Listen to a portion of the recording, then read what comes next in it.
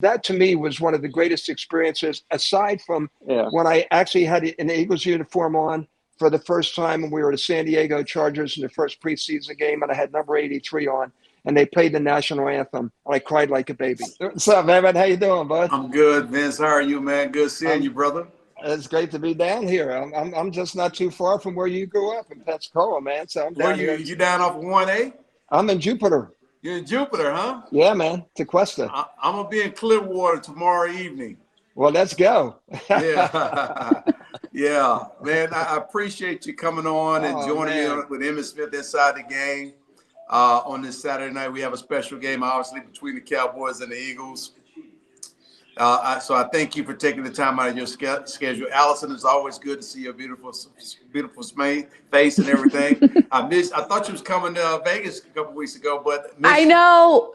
I'll be honest, the COVID numbers made me nervous, but I was actually like looking forward to potentially meeting up with you in Vegas, man. Yeah, that would have been cool. But Vince, man, it's an honor to have you on the show, man. Welcome. Now, for some reason, I got 4 bills here. For some reason, I'm having a little bit of a hiccup, but let's see. Is anybody trying to ask me or talk to me? I got you now. Okay, it's all good now. Everybody be trying to call in every now and then because they know that you're on now. Your phone will start buzzing off the charts. Well, I was telling Allison and everybody before, my heart's pounding, because this game's going on right now, and I'm looking at it on the other side of the room, and the kid that's the quarterback is Gardner Minshew, and it's pretty special because my son and Gardner have trained together. They train at down in Boca, and Gardner's a good friend of ours, and he's actually living with Benny at my house in Philadelphia, which is pretty cool. And he lit it up. That is kind of cool. So, yeah, it is. He's a nice guy, and he's looking for a shot. And who knows what happens tonight? You get a good film, you get a good resume, and who knows? But you know more than anything. It's all about performance and getting it done.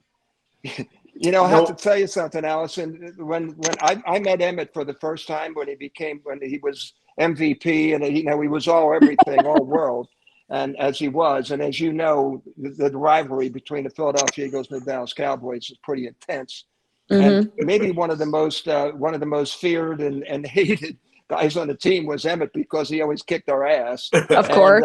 And he came in because he received the Maxwell Award, which is we gave him the award, and I was on the board of directors. We gave Emmitt the award for the most valuable player in the NFL. And I would tell you something. He turned everybody's eyes in Philadelphia, and everybody after that was over and loved Emmitt Smith because of his humility, his kindness, his generosity, his friendship, just everything. And then to have that opportunity and the honor to come out to Dallas and to participate in a couple of your events was just, to me, that was the ultimate, because I'm a big fan. I was a football fan for years, and here I'm here with you. The crazy part about that is, you never know how people really are until you get a chance to spend time with them or see them in a setting that's not normal. As football players, we on the football field, we're doing our thing, and there's always intensity. It's my team against your team, and everybody's vying to win. Competition brings out sometimes the best, and it brings out the best in us, but also sometimes it brings out the worst in us. And the worst sometimes is on display all the time. Rarely do they show the best of a person. And so when you get a chance to have a one-on-one situation or a chance to get to know someone off the field and see how they are, how they treat people differently, I think that's part of the mystique of becoming or breaking the barrier of just being a Dallas Cowboy fan versus an Emmitt Smith fan and everything else. And so for Philadelphia, to earn the right to be a Philadelphia, have somebody respect you as a football player from Philadelphia, dude. Boy, how much work, how many years of oh yeah, hi, hey, hello, how you doing? Let me give you a hug. How many years is that, Chuck? Yeah. Well, I was talking to Jaws tonight, right before we came on the air, and he told me to tell you and said hi. So Ron Jaworski. So yeah, Jaws was a good friend too as well. I used to go to his golf tournament up there in New Jersey. Right, and, he still has it. He still has it, man. I'll tell you who comes out all the time. with his funky pants is Hollywood, man. Hollywood Henderson. Hollywood Henderson. Oh baby, we had some battles out there. I'll tell you what, me and Hollywood, it was good. These two special teamers just going at it. It was awesome. You know, that's the great thing though. You know, is the rivalry that you have, and then, but you know, you're part of, for me, to be a fan and then to wind up in the NFL, and then the camaraderie. You know, you get to meet guys in a different setting, like you had said, and which is such an important thing. And, you know, and then to meet Hollywood, and you know, now he's like my new best. Drew Pearson, I've done some events with, and Michael Irvin was crying out loud. Michael was at one of the screenings for our movie, and everybody from Philly was just ripping him, and he just gave it right back to him. And now they all love him. You know, it's a beautiful thing. I'm going to go down because I just lost my earpiece here. Hold on. I think with Philadelphia, they just want to know that you are real. You're real. Yeah. And you know, and you can take whatever that they're throwing at you, you can give it back and dish it out and all those kind of things. They're cool with that.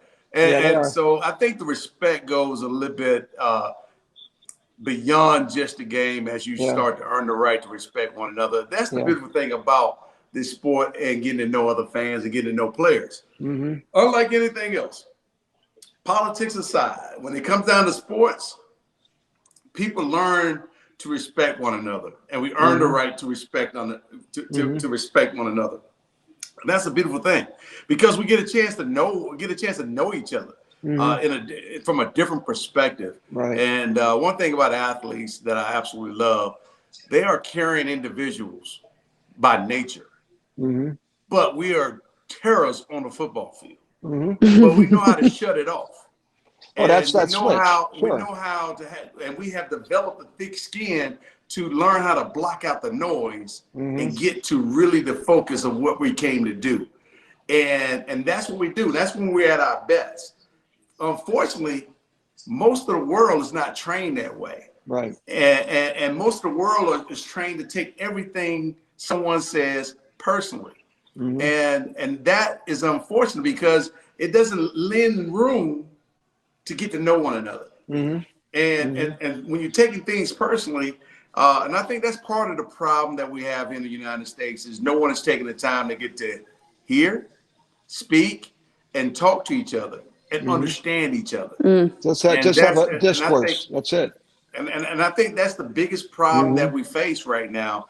And so when I look at all the quote unquote leaders of our country and leaders of our communities, I see arrogance all over the place because as athletes we go through that phase ourselves until we get humbled. You know, that phase of I've made it to the National Football League, that phase of everybody patting you on the back and so forth, and that phase of I am successful, that phase you feeling yourself because you're in a position of influence, if you will. And I see it in the politician world, and they talk about athletes being arrogant and being this, but they carry the same old nasty ass disease. Oh,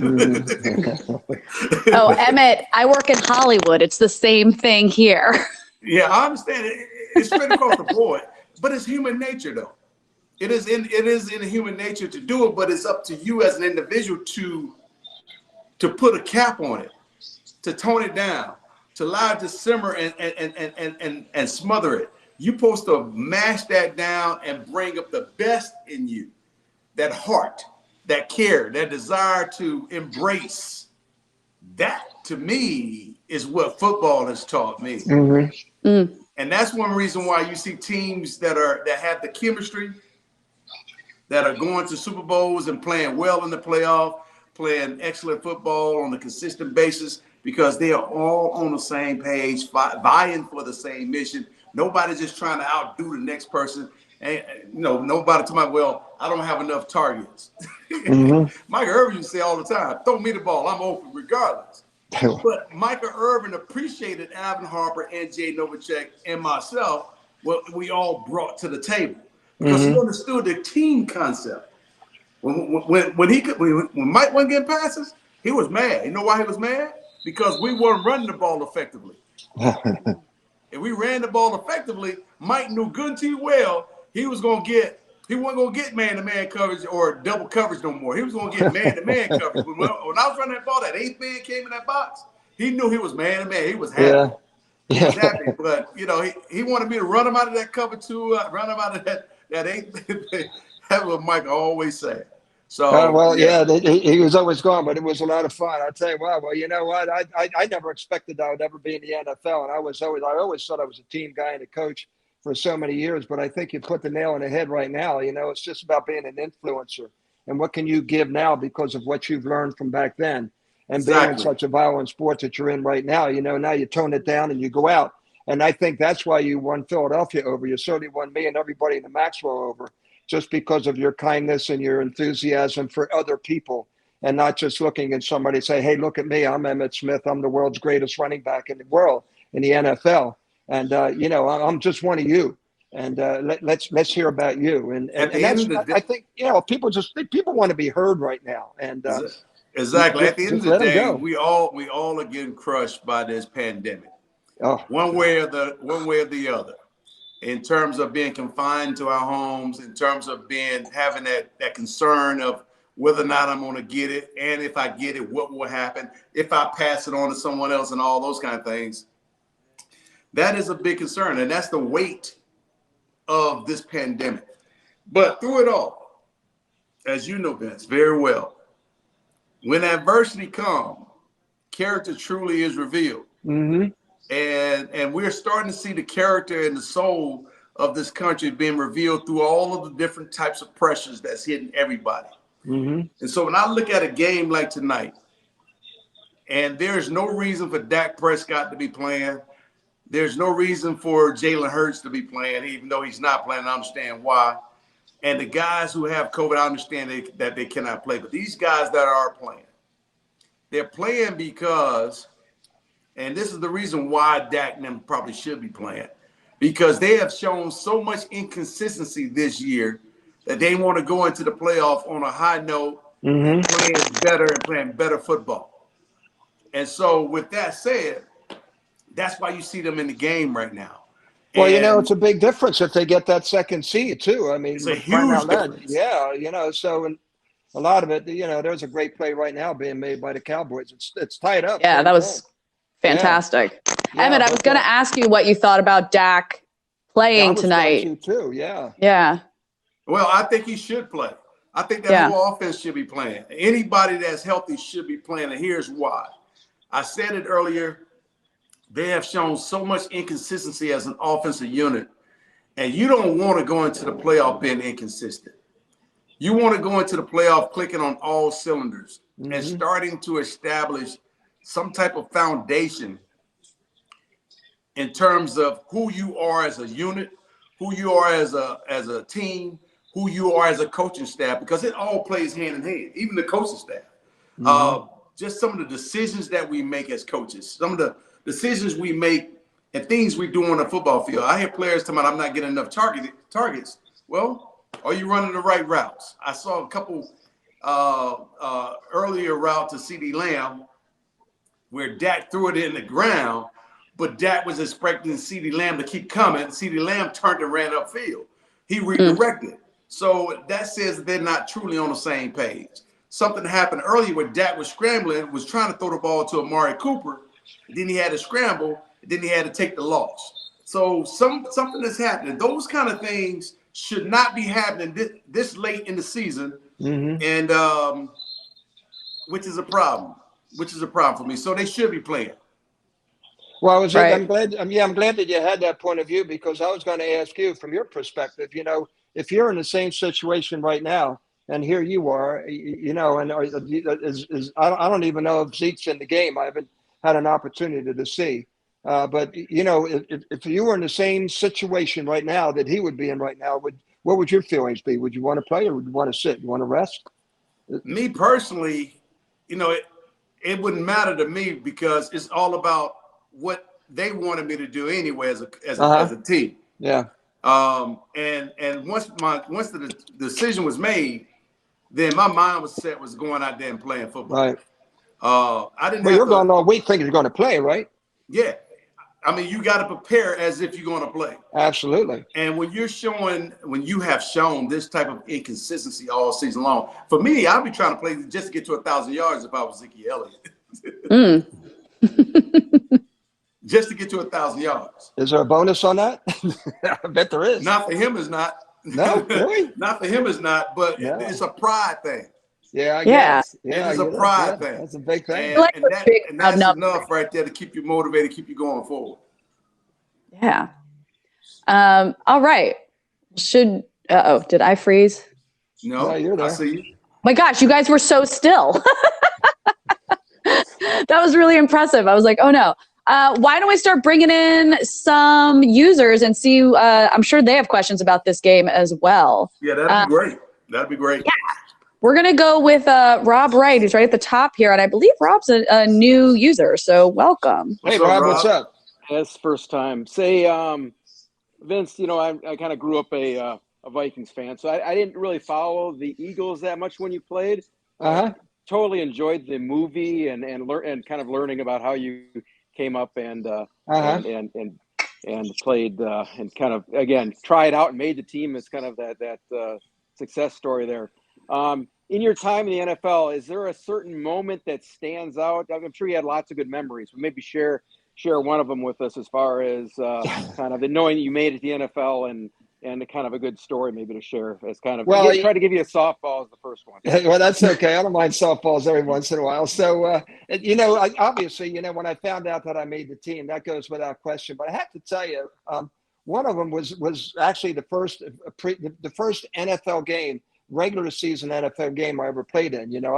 I was a track guy and trying to be a decathlete, and then finally I get on the roster, and I led the team in receptions actually in the preseason. And that preseason, we had 6 preseason games. We had 14 games. This is 76. And our first game, Emmitt, is against the Cowboys, the freaking Dallas Cowboys, right? The hated Dallas Cowboys. And I'm going there, and we get into Dallas, and I was just like, I'm in another world. I cannot believe that this kid, that this guy that was a school teacher that's in the NFL now is going to be playing against the Dallas freaking Cowboys, right? And when I came down that ramp, I had vertigo so bad I couldn't even breathe. I was so goddamn nervous.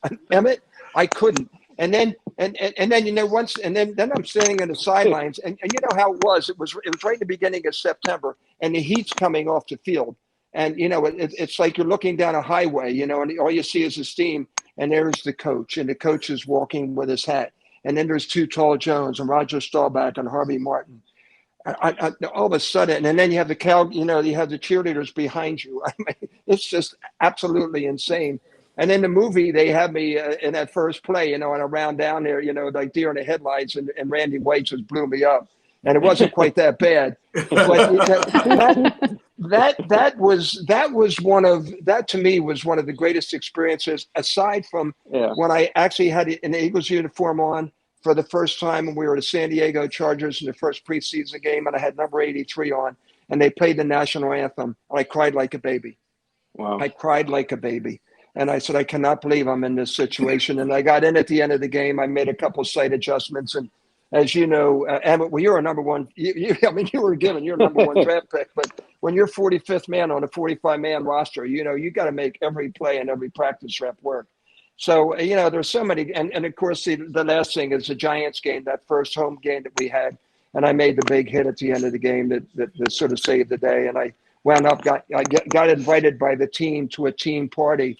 And here I couldn't believe I'm having a beer with Roma Gabriel, Howard Carmichael, Bill Berge, and all these greats that I was cheering for as a fan in the stands for 10 years. So it was pretty cool. It was pretty cool. Something just happened right here. What happened? Looks like the Cowboys scored. Yeah, we got Darius Slayer's out. Oh, man, you got to play defense, guys. Damn. Yeah. Too easy. Wow. Oh, well. All right. So anyway, I hope I answered your question, but it's pretty amazing, man, to be in the NFL, to, just this guy sitting in the stands and saying, I could do this if given the shot. And don't you know it? And congratulations to my coach, Dick Vermeil, for giving me the opportunity. But hey, I'll tell you what, this is a great opportunity for me to give you a tremendous quote, because, when I was trying out for the team, and I go to my high school coach, everybody in their life has that one or two people in their life, other than their parents and family, whatever, that really have a tremendous impact. Mine was my head coach. and I'm ready to try out for the team, and everybody's busting my chops. Yeah, you're too old. It's never been done before. You're 30 years old. What do you think you're doing? You're crazy. You must be on drugs. And I go to my coach, and he gives me this great quote, and he said, "Happy are those who dream dreams and are willing to pay the price to make their dreams come true." And I think, and every speech I give, and I've given hundreds, thousands, since the movie came out, and I always talk about what's the key phrase is the willingness to pay the price. And Emmitt knows, he knows the price to be paid to go out there and play injured, what you got to do in the off season, and the things you do for your teammates. So, I learned a lot. And I'm so grateful, so thankful, so blessed to say that I'm a member of the NFL and I'm a part of the fraternity, including Emmitt Smith. I mean, how freaking cool is this? So I'm Hey, pretty Vince, excited. let me ask you this question. How hard was it to play in your own backyard with everybody in the world in that community that knew you or even thought they knew you? Mm-hmm. What kind of pressure was there for you in terms of tickets, in terms of speaking, in terms of being pulled all over the place? Not too much, actually. It wasn't as bad as I might have thought it was. And they were actually an asset to me in training camp, because when we had training camp, it was at Widener University, and it was right in suburban Philadelphia. And I grew up just 9 miles from where training camp was. And I was playing in those rough touch leagues. I was still teaching school. And also all my students, all the guys from Westinghouse, where my father worked, and they would all come to the practices, and I was sort of becoming a little bit of a neighborhood darling. And next thing you know, the crowd starting to grow, because there was a chance I was going to make the team, and every time I'd make a catch, they would explode. I didn't really get a lot of pressure for tickets and stuff like that. But then after about the third or fourth game, and then I realized that I proved that I was really a member of the team. They were all coming after me, But it was all good. I always looked at myself as a loner, and so I don't care, whatever it took. It's like, I don't care what you call me, just call me. So hey, you were thrust into instant fame from that point forth. Well, I'll tell you what, the big one though was the movie. That was the turnkey, And then I'm out. I get injured out. I did TV and radio for a few years. Got into marketing and sales. I'm actually doing very well. And then boom. Cool. The movie hits in 2006, and then that's when it all hit. And now I make a living doing it, and it's pretty cool. It was a great movie. Yeah, Well, I appreciate it. Thank you, Rob, for your question. One last thing, Emmitt. As far as you need to thank the Vikings though, because again, that Herschel Walker trade and all the team members you got out of that deal for Dallas, that set Dallas definitely on the. As a Viking fan, I just cursed that day how we traded away our whole team. But anyways, thank you for your time. No, You're welcome. Thanks for hanging in there, Rob. I actually saw. What you said, Invincible came out in 2006. Is that right? Yes. Yeah. I saw Labor Day. on a first date. Wow. How about that? I know. Jeez, I hope you didn't fall asleep. No. I remember walking in the movie theater with this guy, and we were deciding between Idiocracy and Invincible, and we saw Invincible. That's when I saw the movie. Thank you very much. Well, I have to say, I'm very proud to say that we ran the box office for $30 million the first 2 weeks, and we're number one in the box office, which was pretty amazing. And I'm like, whoa, that was cool. But a lot of it. Let me tell you something. Mark Wahlberg is he's great. What a great athlete he was. Emmitt, you would have loved working with him. And all the guys in the pro football scenes were Arena Football League players or retired NFL players. And there was a lot of good action going there. But let me tell you, between Greg Kinnear, Elizabeth Banks, who played Janet, Greg, who played Dick, and Mark Wahlberg, what a cast. Just fantastic. Just fantastic. So it looks like Gardner just did something half decent right there. Ooh, yeah, on his ass, and he found a guy. What I like about him a lot, Emmitt, is his release. And my son Vinny, who trains with him all the time, said that he's just extremely accurate. He just gets that ball out really fast. He throws a nice looking ball too. Yeah, he does. Well, he almost threw an interception there, but anyway. So I'm sorry, Allison. So did you like the movie? Oh yeah. I mean, I'm a sucker for all sports films. I'll see anything that's about sports. I will sob through all of them. When the Olympics are on, all I want to know is all the background stories of all the athletes. That's where my heart is. Yeah, I'm that person too. You know, and then when you find those stories and you find out about them, that even makes it that much better. Yeah. You know, like you just look at, you know, Janet's portrayed as a Giants fan. I'm not here to, but Janet was a world-class gymnast and was, you know, with Kathy Rigby and the teammate and all that stuff. But if you know her background and how much she had to go through, the oldest of 9 and all to get to where she got, it's pretty amazing. So, you know, Wait, and that's so what is makes it Janet better. not actually a Giants fan? Listen, you have to give me a lobotomy if she was a Giants fan, for crying out loud. Oh, see, Back Vince, then- that's my dirty little secret, that I'm a Giants fan. And for That's some okay. reason, Emmitt still lets me do this. Well, you know, so no offense, Emmitt, but you know what I say when anybody says they're a Giants fan? I said, well, that's okay because we have one thing in common. And they say, what's that? I said, we don't like the Cowboys. Very, Wait, very let me tell you something. I would have loved to play for Jerry Jones. There's a guy that just, the way I don't know. I know him, but I don't know him. But the way he treats the alumni and the respect that he has for you and the community and everybody around, I'll tell you what. Yeah, kinda he's a guy. good owner. He's a good Yeah. owner, and he cares for players, cares for a lot of people. So Yeah, and we got some good ownership here. Take Yeah, a chance on the least.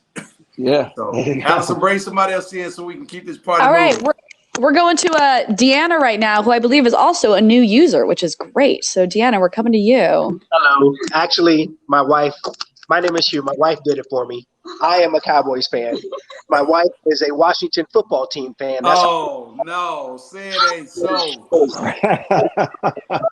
Hey man. So how do I fit into this picture? Oh, All right, you no. guys go. Go ahead. You talk to Emmitt.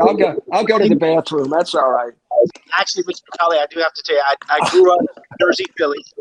So Washington Township. I played high school football when Reggie was playing for the Eagles. Are you kidding? Washington Township? Yes, sir. You're 88 kidding? champions. In South Jersey? Yes, sir. Well, I grew up. I just saw my house in Cherry Hill, Great. and my kids went to Bishop Eustace.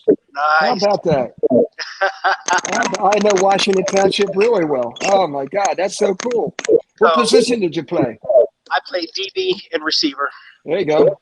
So I did grow up a Cowboys fan in Jersey, Philly. I became a Cowboys fan.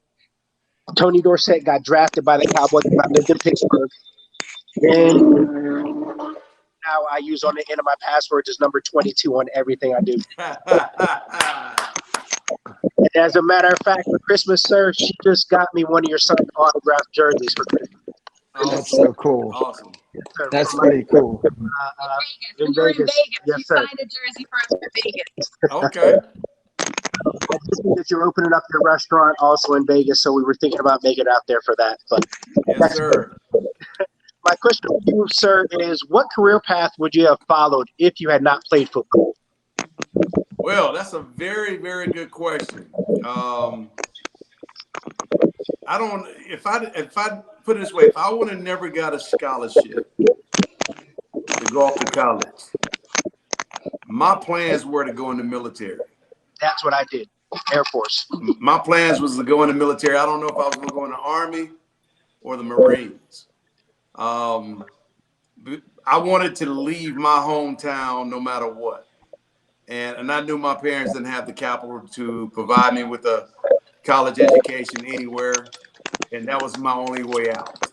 And I think I would have took that route. Well, I do have to tell you, I actually joined the Air Force right out of high school. So now I live down in San Antonio, Texas. I'm close to Dallas all the time. So I'm always looking, hey, you're my twin brother. Everybody sees me. I'm your twin older brother. I got the great, you know. It's usually great. It's usually great. Hey, man, all I can say to you, brother, is happy 2022. And this year should be a great year if our Cowboys ever get themselves together. But, yeah, happy 2022, buddy. Thank you, sir. You also. Thank you also, Mr. Papale. Have a great You're welcome very much. You're welcome very much. Thank you. Thank you. This is 68, close to 70. Vietnam is hot and heavy. I'm going into. There's no way I'm not going to go in. I'm going to enlist somewhere. And I was in the Quantico relays a couple of times, pole vaulting, track and field, and I loved it. I just loved it. There was just something about it, and and I was ready to enlist in the Marines. And right before I went ahead to do that, I got a call from my alma mater, and they said, "Hey, we have a job opening coming up. We'd love you to come and teach there. And if you teach, you'll get the head coaching job for track and field, and you'll coach football." And the Eagles just scored. We're going to tie it up. Oh, And yeah. So and there it was, and I got the teaching job, and I got a deferment because teachers back then were deferred, and I got a deferment from the draft. But I was about ready to enlist in the Marines. So who knows? You never know. That's a butterfly effect. You never know. My grandfather was in the Navy. One of my first cousins was in the Army for about 18 years, and my neighbor was a Marine as well. Wow. And so, but yeah, I had folks around me that when they came home in their uniform, they looked sharp. They reap with pride for defending democracy in America. And so I was like, yeah, I need to get out of here. Yeah.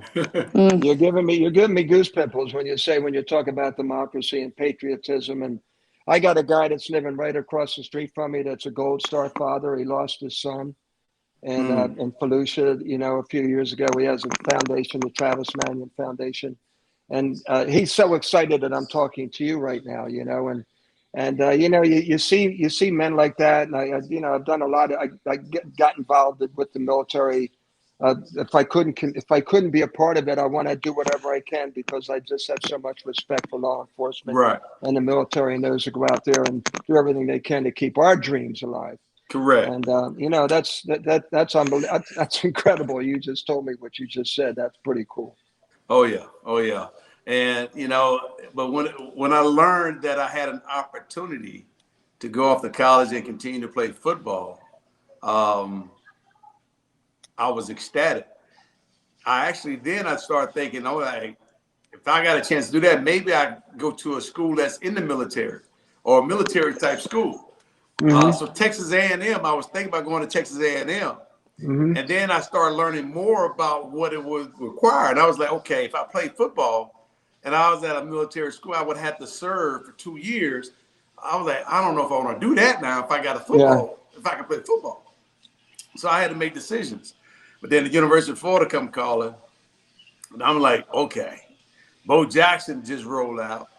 Neil Anderson just rolled out. Herschel Walker just rolled out. Eric Dickerson done rolled out. All these guys that went off to the pros, and I'm watching them now, and I'm like, okay, there's a pathway for me to get out of here. I'm on it. So how difficult of a decision? I mean, so you're out, you're there for 3 years, and now you opt out. I mean, how tough was that decision? It was very tough because I was raised to finish what I started. And my high school coach used to say that to us, preach that to us all the time. Finish what you start, finish. Yeah. And so when it came down to I was about to go into my senior year. It was tough. It was a tough decision to make. But when I reflected over my 3 years at the University of Florida, at that time, I held 52 school records as a true junior. Wow. Yeah, 52 school records as a junior. And so, and I had went through 3 different offensive coordinators all 3 years that I was at the University of Florida. And after my junior year, they fired the whole entire coaching staff. Oh, there you go. And so Steve Spurrier was coming in. And so I was torn because I believed I'd have been able to show a lot of diversity in that offense in terms of being able to catch the ball and so forth, and then run the ball. There ain't no telling how many yards I would have rushed for in that offense. And so I was real concerned about getting hurt and jeopardizing my chances to go into the pros. Mm-hmm. And I felt like I couldn't do anything more to enhance my stock value at the University of Florida at that time. Mm-hmm. Well, yeah, with all those records, I mean, clearly there was no more place to grow. Nowhere else for me to go but down. Yeah, but down. And well, so, you're the number 1 draft pick. Almost over 21,000 total yards. Yeah, damn boy. Hey, man, I was a running fool down at the U of L, and but it was a great time. but the thing that I missed the most was finishing with my freshman class members. Yeah. Because when in 1990, that team took off and started winning games, and it was built off of my freshman class. And so that's when Spurrier started winning his national championships and going on and doing the things that he did. And that part, when I look back and reflect on, I kind of missed out on that kind of action. But how God would work it out, and then with the team I always wanted to play for, winning 3 Super Bowls in 4 years. What else can a man ask for? I think we can all say you made the right decision. And an MVP. That's not too shabby. Yeah, but look at you got. You got the afterlife. That's the thing. See, you're a survivor. And what do you think is the key to your survival? I mean, there's so many guys that had the big name, had all the stats, had all the yards, had all this, had all the awards, had all the trophies. But then, boom, I mean, they're at the top of Mount Everest. I mean, I was at the top of Mount Everest, and all of a sudden I started that slide, and I could see it coming. And then, thank God I met the woman that I met 28 years ago, and I'm at the back at the top. I'm still climbing up, but right. So. What was it that when you retired and beside the name using, I mean, you have such a great name, what was it that just propelled you to be the person you are now? I mean, you're a successful businessman, you got restaurants, doing real estate, doing all this kind of stuff, right? You're so diverse in what you're doing. I mean, what was the impetus for that? Yeah, that's a great question, and you got to forgive me for the answer I'm about to give you, because I'm going to give you a little bit of my history and the people that influenced me when they did. When I was 10 years old, I played ball for a guy by the name of Charlie Egger, who was my coach at the time. And I had to play with 11 and 12-year-old guys. And so one night I was skill level? Huh? Because of your skill level, you were so... Yeah, I was big. I was too big to play at the 9 and 10, so they forced me to go play at 11 and 12. Okay. So I was over his house one night when I was like 12 years old. And I was in his office, and that's the first time I ever seen the office. It was a white guy. First time I ever staying in a white person's house. Seeing an office in a house. And I was in his office, and I saw these floor plans and blueprints. I didn't know what the heck they were. They were drawings, though. And I was infatuated by what they were, and I was curious, and I started asking questions. And he told me right then and there, he said, listen, you got talent that can take you a long way, but your talent is gonna run out someday. Get your education, and that will last you a lifetime. That's what he told me. Now, from that point on, he also told me he owned his own construction company. And that's why he had those drawings, because he was building things. And so and I'm like, start putting two together. I'm like, this is the way you living versus the way I'm living. This is something I may want to consider doing.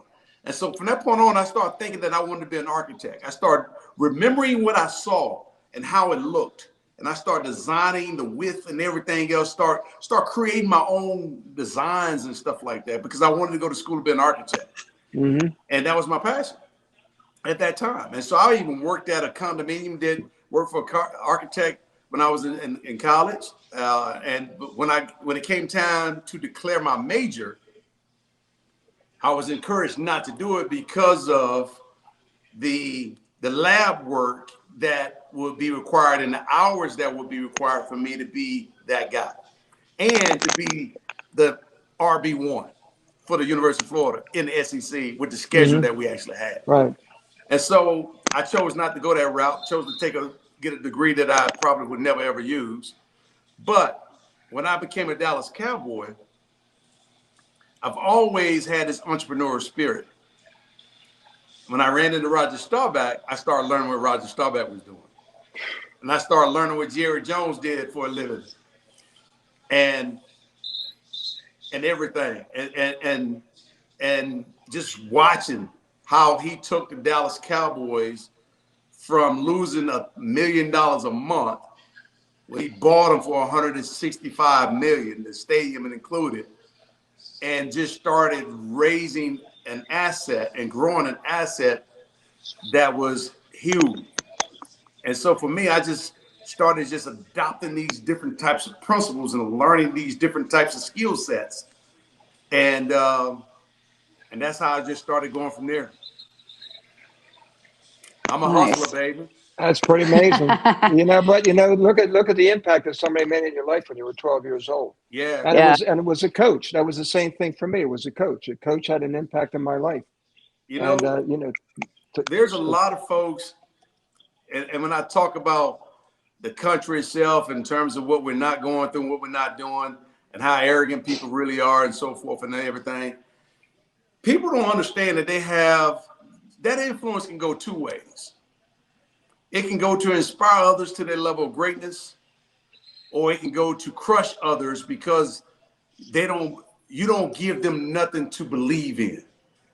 And right now, when I see people doing the things that they're doing, I'm always asking, what is your reasoning for doing it? I like to look at the world through the lens of sports. The one thing about sports, it doesn't care if you're black, it doesn't care if you're white, Hispanic. As long as you're getting your job done and there's a mutual level of respect amongst one another, which we all break bread together, we all go to work and go to war together. That's why the military is so good at what they do. They put down their differences and they come together for one purpose and one purpose only, to win the battle that's in front of them. Whatever you're voting for, or whatever you're running for, I'm voting. Amen, brother. I'll tell you what, I'm on the same page. I'm on the same page. What is Vince? Hey, Vince, what's the thing you miss most about football? The locker room, the camaraderie of the locker room. We all came together for one common purpose. Exactly. And that was to win. That was to win. And to be the best that we could be. And it's as simple as that. I mean, it's just so pure. And you look around and what's all going on around you, it just blows my freaking mind. It just blows your mind. Oh, yeah. And I got, I got a 25 and a 25-year-old that's trying to get in the NFL. I got a 28-year-old that she worked in pro sports for several years and just said, you know what, this isn't what I want to do. She got into real estate. We have the Papale group down here. We're killing it with real estate. And I'm in the real estate business. I have my own construction company right now. There you go. I got my own development business. We're doing development and real estate brokerage services. We're doing all of that. So I tried to build a platform to where any client that I'm pursuing, anybody that I'm working with, I try to build something to where you can never say no. The only reason you would say no is because you just don't want to do business with me, because some aspect of my business touch everything that you do. Yeah. All right. Well, while we're having that conversation, the Cowboys missed an extra point. I saw that. I know. And fired tomorrow. I'm going to bring up our next user, Zach Hicks. You are up. What's up, Hey, Zach? Zach, what's up? This is pretty cool how you're doing this, by the way. I've never done this before. This is wild. So, Emmitt, you were saying the Cowboys have been pretty up and down this year, and it's quite obvious. Yeah. So, using this game as a template, how do you think they would do in the playoffs? I wouldn't, I hate to say this, but it wouldn't surprise me if it just depends on who we get seeded with, but it's possible we could be one and done. It is possible that we could be one and done, because we're not, like I said earlier, look at this. Look at this. I mean, it's a minute 30 in the game. It's important to stop them from getting in field goal range. It's important for us to shut this down right now. And I don't see the sense of urgency out there on the defense and offsides and all that kind of stuff happening, missing picks. Yeah. Just it's just ridiculous. I mean, it is the fundamentals. Fundamentals, man. It is very fundamental. You cannot coach somebody how to be focused and not jump off sides and watch the ball. You cannot coach that. That has to be something that you have internally yourself. That's the discipline that you should have. He should be looking down at, he's jumping off sides, jumping the snap. I mean, in critical times. And that part right there irks me. Irks the living crap out of me. It is the basics of football that's missing right now. And I agree with you there. Let the quarterback just line up off sides, but I'm glad he got back. Now watch this quarterback take off running. Yeah, he's a little bit off. What I Hey, you know what? love about our team and our defense is that they are hustling. I have no problem with their hustle, no problem with their desire to be good. But some of the fundamentals, the mental aspect of the game is really what I'm questioning right now. There's a holding. Okay. They finally call holding. Oh, yeah, there you go. So you know what, though? You know what it is, guys? You know, when you take a look at the way training camp was conducted when we were back in the day, Yeah. so what's going on now? I mean, you know, I talk to Dick Vermeil all the time. God bless Dick, and congratulations for getting into the Hall of Fame. And I talk to Dick all the time. Could you coach today? He says, there's no way I could coach under today's standards. I mean, you can't have tackling practice. You can't, you know, no wonder fundamentals sometimes in terms of tackling and blocking and whatever else are so poor because you just can't do it in a practice situation. And that's what's destroying the game. That and some of the rules that they have is really what's destroying the game. Yeah, I agree. So the coach just walked in to grab some water, but I don't think she wants to be on air. But tell the coach I said hello. Yeah, Emmitt says hi. Hello. Yes. Yeah, we're gonna. Yeah, she said she can't wait to come out to Texas and hang out with y'all. But Texas ain't going any place. That's Zach, thank you for your question, man. Thank you very much. Appreciate it. Yes, sir. All right, I want to get a couple more users up here since we are cutting close on time. We're going to go to Mary right now. Hi, Mary. What's up, Emmitt? How you doing, Mary? Happy New Year. Good. My question was, will you ever coach college or pro football? But I just got the answer. I just got the answer. No, you know what? I have had in the back of my mind of coaching someday, but maybe coaching at the collegiate level. Right. Because I think that's where I will probably have the biggest impact on young men at that level. Right. Because that fundamental that you were just talking about, it is so prevalent. And you could just see. I mean, because I watched the game. I mean, my brother said, I don't believe you know all the calls. You know, all the offsides and whole. Yeah, it's I'm ridiculous. Like, yeah, I've been in this game for a long time. And you're right. It's this new fundamentals playing the rules. And like Mac was saying, you can't even have tackle practice. That's ridiculous. Right. So right. I wanted to say hey, Vince called it right. I mean, when you start to take some of those elements out of the practice, because that's where you really hone your skill at is in practice. And when you start to take some of those elements out of practice, then you get what you're getting right now. You get poor tackling. You get guys that's really not focused the way that they need to be focused. Heck, some of these kids might have ADHD for all I know. I mean, they could. I mean, I get it, but there's medication for it. And right, and then with the salary that they can make just by playing and not having the love of the game, like you guys had when y'all played. Y'all played for the love of the game. You say 1,000 yards rushing.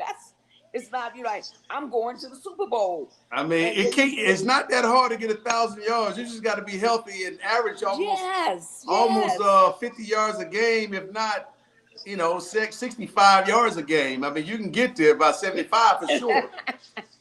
I have one more memorabilia I want to show you because it is precious to me.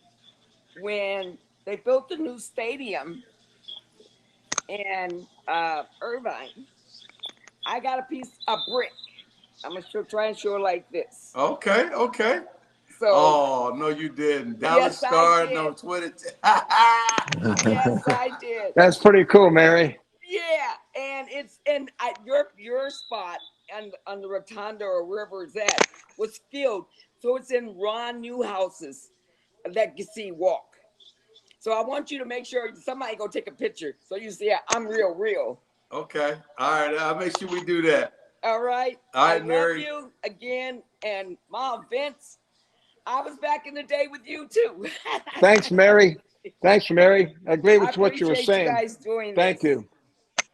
You know, that fundamental thing that we were talking about, Emmitt, if I were to try out for the team under the way they have training camp right now, Mary, the same thing. If I were to try out for the team, there's no way I wouldn't make it through the first week because I just wouldn't, because I was always a contact guy as a wide receiver. You know, we were doing the nutcracker drill. You know, you can't even do that. You can't have tackling drills. You can't have blocking drills. Can't have any of that stuff. And that goes with who's nuts on your T-shirt. Thank you very much. Well, this is special teams. This is a special teams mantra. In special teams, if we didn't get game balls when we blew up guys in special teams, they gave us T-shirts that said "Who's nuts." So that's what this is all about. I love you guys. I mean, I will always be a Cowboys fan. As we say nowadays, DC for life. Hey, I like it. Yes, indeed. Thank you, Mary. All right. Yeah, these are two real quick touchdowns here by the boys. Okay, so real quick, everyone who's watching, the auctions are going to be closing soon. So if you have bids in on anything, make sure you check them. Make sure you're still the highest bidder. And we're going to get to one more user here. Randy's coming up, and Randy is one of our users who came in from Facebook. He clicked the instant ticket link, and now he's in here and he gets to ask you guys a question. So all of you watching on Facebook, take note. What's up, Randy? What's up, Randy? How you doing? It was pretty crazy that me and you was talking about Madden and that movie and how he came into the locker room and everything, and then he passed away like a few days later and stuff. Yeah. The time that we talked and stuff. So yeah, I said the same thing, and I don't know if I said this on the air, and I probably would not have said it on the air, but for some reason I feel like, and I've seen this through the history. When people do a day in the life or what they did for Madden, they honored Madden that day, and Madden's been retired for many years and have achieved the same things that they honored him for just last week. Mm-hmm. And so when I see that, I'm like, oh man, I want his coach getting close. That was the thing that came across my mind. But I didn't say anything, but it was in my mind. It was in the back of my mind. And then all of a sudden, a couple of days later, that happened. I was saddened by that. Me too, because just sports in general. It was super technical before him. Exactly. And I always played for the Cowboys. So. He was the best. Vince, you would have been a throwback player for Madden too. Oh, I would have loved playing for Madden. I remember hanging out with all his boys back in the day. I mean, when the Eagles played the Raiders in the Super Bowl back in '80, I was at that time. I was doing TV and radio. So the night before the game, 2 nights before the game, I'm out there on Bourbon Street with half his team, and our guys are being sequestered. I mean, how great was that? I didn't really know John Madden all that well, but I tell you what, I would have loved to have played for the guy. He was my kind of guy. Hey, I'm telling you, I think he's my kind of guy too. I think you would have had a blast playing for him. There's certain coaches I feel like I can count them all. Obviously, my coach Jimmy Johnson, John Madden, Bill Parcells, Bill Belichick, Coward, Harbaugh, John. Oh yeah. John. Baltimore's. It's not John. John is in Michigan. Jim. Yeah, Jim is in Michigan. John Harbaugh. Yeah. John. Right. Guys like that. Nick Saban. I would have enjoyed playing for Nick Saban, I believe, because to me, they all are winners. Dick Vermeil would have been great to play for. He's a player's coach, Yes, he is. He learned to be. Yeah. Yeah, he learned to be. There was a guy that started out a little bit raw, and then he grew into it, and he learned to be a player's coach. And man, that's why he's gone into the Hall of Fame. Yep. Yeah. I love that man. So. God, I love to play coach they know how to push the player. They know their points. They know when not to, and that helps develop for the team and the player, for the game and in life, Yeah, I agree with that. Do you guys have any last thoughts about the game now that we're at halftime, 30-17, I believe? Well, I wish the defense would show up. If I could I just say and pass my respects? This is the last book it's called The Last Laugh, and Dennis Frank's right there. My teammate, my roommate, I could have never made the Philadelphia Eagles without him. He's the godfather of my children. I lost him 10 weeks ago. Praise the Lord to you, 53. Dennis Diesel, we love you. Nobody loved playing against the Cowboys more than me and Denny Frankson. And I just wanted to just tell him how much I care about him right now, how much I miss him. My friend, I'm sorry for your loss. I mean, it must be tough to lose someone that close to you. I understand. Oh, yeah. Well, But I want to thank you personally for coming up. You're more than welcome to do this anytime you want. Anytime. This is so cool. And so, hopefully you had a good time. It seemed like the audience enjoyed you as well. So thank you.